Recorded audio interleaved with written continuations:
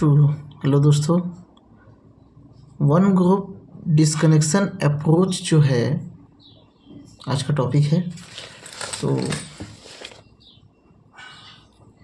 इसमें क्या है, देखो इस यूनिट में जितना भी हम अभी तक डिस्कनेक्शन अप्रोच पढ़े हैं, जनरली सब वन ग्रुप डिस्कनेक्शन अप्रोच ही था। किसी भी एग्जांपल को उठा के यहाँ पे डाल दो, कोई दिक्कत नहीं है, ठीक है। जिसमें एक ग्रुप का, किसी एक फंक्शनल ग्रुप का डिस्कनेक्शन हो रहा है, ठीक है। और देखो फंक्शनल ग्रुप का डिस्कनेक्शन, फंक्शनल ग्रुप ही कैसा होता है जो हेटेरो एटम से बना होता है ना। जैसे कार्बन चेन में जुड़ा हुआ जैसे हेटेरो एटम होगा, ऑक्सीजन, नाइट्रोजन, सल्फर इत्यादि, फास्फोरस, है ना। तो ये सब क्या होंगे, कोई विशेष फंक्शनल ग्रुप को बनाएंगे, है ना। तो इनका डिस्कनेक्शन अगर होता है एक ही समूह का तो उसको वन ग्रुप डिस्कनेक्शन कहा जाता है, ठीक है। और यहाँ पे गौर करने वाली बात ये भी होती है कि जो ये हेटेरो एटम होते हैं ना, इनके बीच में डिस्कनेक्शन बहुत अच्छे से होता है। मतलब ये अच्छा गुड पॉइंट होता है क्योंकि यहाँ पे रिएक्शन पॉसिबल होता है। और सबसे बड़ी चीज़ यहाँ पे इलेक्ट्रोनेगेटिविटी डिफरेंस भी होता है। कार्बन और ऑक्सीजन की इलेक्ट्रोनेगेटिविटी में डिफरेंस है, जैसे यहाँ पे कार्बन नाइट्रोजन या कार्बन और सल्फर का। तो ये जो पॉइंट होता है वो एक अच्छा डिस्कनेक्शन पॉइंट माना जाता है। देखो डिस्कनेक्शन अप्रोच आपको मेंटली करना है, मतलब मानसिक रूप से करना है। रेट्रोसिंथेसिस पूरा कल्पनात्मक केमिस्ट्री है, लेकिन ऐसा नहीं कि कुछ भी हम लिख दें, है ना। उसके लिए हमको एक विशेष क्या बोलना चाहिए, रिएक्शन कंडीशन आना चाहिए कि कौन सा फंक्शनल ग्रुप कौन से रिएजेंट की उपस्थिति में क्या रिएक्शन करता है। जैसे रिडक्शन हो गया, ऑक्सीडेशन हो गया, ये सब आना चाहिए, ठीक है। तो हम यहाँ पे देखते हैं एक समूह का कैसा हम डिस्कनेक्शन करेंगे, ठीक है। तो ये दरअसल बॉन्ड जो है आर और एक्स के बीच में, वो क्या है, एक पोलर बॉन्ड है।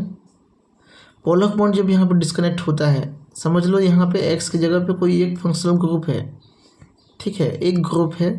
तो आर यहाँ पे तो ये मान के चला गया कि एक्स जो होगा ये इलेक्ट्रोनेगेटिविटी इसकी ज़्यादा होगी, तो यहाँ पे ये नेगेटिव कैरेक्टर शो करेगा और ये पॉजिटिव कैरेक्टर या पॉजिटिव आयन शो करेगा। ये दोनों क्या कहलाएंगे, सिंथोन्स कहलाएंगे। अब इसको न्यूट्रलाइज करोगे, पॉजिटिव वाले को न्यूट्रलाइज करने के लिए क्या करना पड़ेगा, कोई नेगेटिव वाला एलिमेंट, नेगेटिव चार्ज वाला एलिमेंट यहाँ पे सेटिस्फाई करेगा इसको। यहाँ पे हम Cl माइनस को जोड़ देते हैं आर के साथ, तो ये क्या बन गया, RCl। इसी तरह से नेगेटिव है उसको क्या से मेंटेन कर सकते हैं, प्रोटॉन H प्लस से मेंटेन किया जा सकता है। ये हो गया आपका HX, ठीक है, ये क्या हो गया, HX। तो इस तरह से जितना भी डिस्कनेक्शन होगा सब क्या होगा, इसी टाइप का होगा। यदि आर ग्रुप के साथ कोई कम इलेक्ट्रोनेगेटिव एटम जुड़ा हो तब पोलैरिटी रिवर्स हो जाएगा। जैसे सिलिका फास्फोरस देखते हैं, आर मतलब कार्बन, कार्बन से कम इलेक्ट्रोनेगेटिव, तो वो यहाँ पे सिलिका फास्फोरस ये हो सकता है, ठीक है। अगर वो जुड़ा होगा तो उस कंडीशन में आर में क्या हो जाएगा, नेगेटिव आयन, और एक्स में क्या आ जाएगा, पॉजिटिव आयन। एक्स यहाँ पे ये होगा। अब यहाँ पे आर माइनस को मेंटेन करने के लिए क्या चाहिए, कोई ऑर्गेनोमेटलिक क्या बोलना चाहिए, कंपाउंड बना लेते हैं इसको, जिससे RLI या RMgBr। तो दोनों ही कंडीशन में यहाँ पे आर के पास क्या है, नेगेटिव चार्ज है, मेटल के पास क्या है, पॉजिटिव चार्ज, ठीक है। यहाँ भी आर के पास नेगेटिव चार्ज और Mg के पास क्या है, पॉजिटिव चार्ज है। तो इस तरह से इसको सेटिस्फाई करने के लिए इस तरह से कंपाउंड बनाते हैं अपन।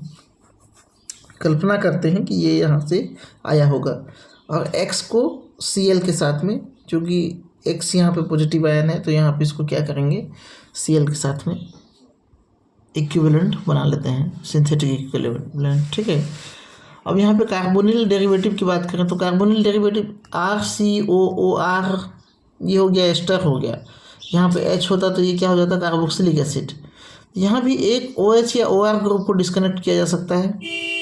तो इस तरह से इसका सिंथोन्स बनेंगे, ठीक है, दिख रहा है, हाँ।